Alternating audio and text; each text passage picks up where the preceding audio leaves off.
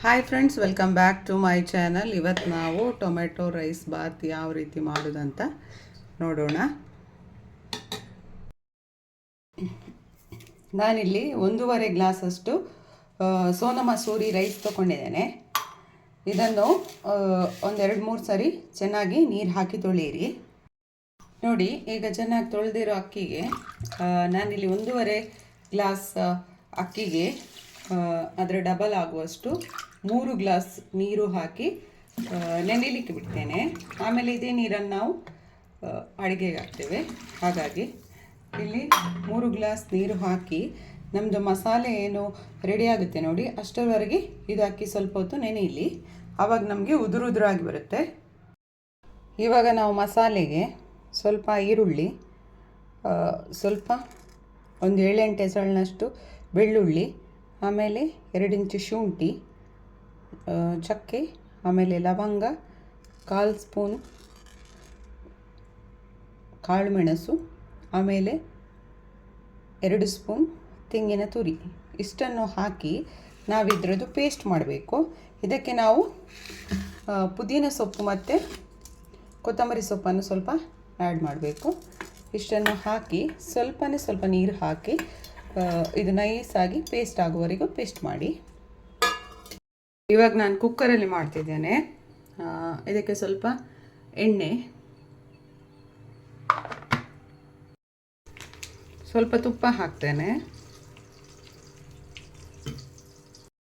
ಎಣ್ಣೆ ಮತ್ತು ತುಪ್ಪ ಬಿಸಿ ಆದಮೇಲೆ ಒಂದು ಪಲಾವ್ ಎಲೆ, ಆಮೇಲೆ ಸ್ಟಾರ್, 2 ಏಲಕ್ಕಿ, 1 ಚಕ್ಕೆ, ಇಷ್ಟನ್ನು ಹಾಕಿ ಇದು ಸ್ವಲ್ಪ ಹೊತ್ತು ಎಣ್ಣೆಯಲ್ಲಿ ಫ್ರೈ ಆಗಲಿ.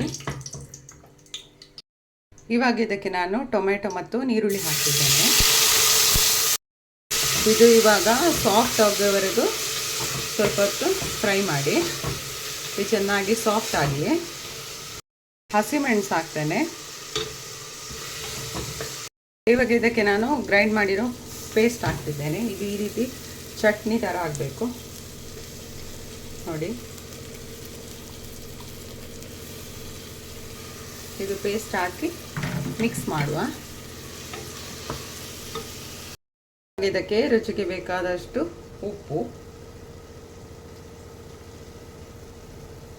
ಅರಶಿನ ಪೌಡರ್,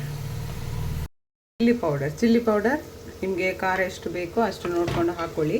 ಯಾಕೆಂದರೆ ನಾವು ಮಸಾಲೆಗೂ ಕಾಳು ಮೆಣಸು ಹಾಕಿದ್ದೇವೆ, ಆಮೇಲೆ ಟೊಮ್ಯಾಟೊ ಫ್ರೈ ಆಗುವಾಗ ಹಸಿಮೆಣಸು ಹಾಕಿದ್ದೇವೆ.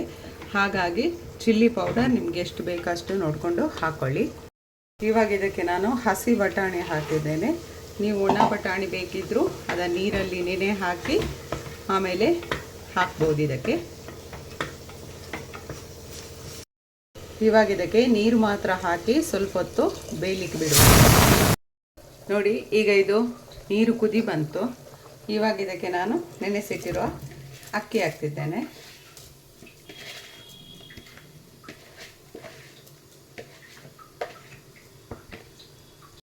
ಅಕ್ಕಿ ಹಾಕಿ ಚೆನ್ನಾಗಿ ಒಂದ್ಸಲ ಮಿಕ್ಸ್ ಮಾಡಿ.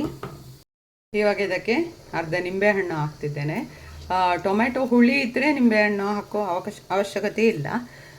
ಒಂದು ವೇಳೆ ಟೊಮೆಟೊ ಸ್ವೀಟ್ ಇದ್ದರೆ ಸ್ವಲ್ಪ ನಿಂಬೆಹಣ್ಣು ಹಾಕಿ, ಆಮೇಲೆ ಉಪ್ಪು ಬೇಕಿದ್ರೆ ಇವಾಗ ರುಚಿ ನೋಡಿಬಿಟ್ಟು ಉಪ್ಪು ಬೇಕಿದ್ರೂ ಹಾಕ್ಬೋದು. ಇವಾಗ ಇದಕ್ಕೆ ನಾನು ಕುಕ್ಕರ್ ಮುಚ್ಚಿ 2 ವಿಸಿಲ್ ಕೂಗಿಸ್ತೇನೆ. 2 ವಿಸಿಲ್ ಆಯಿತು. ಟೊಮೆಟೊ ರೈಸ್ ಬಾತ್ ರೆಡಿ ಆಯಿತು ನೋಡಿ. ನೀವು ಒಂದು ಸಲ ಟ್ರೈ ಮಾಡಿ.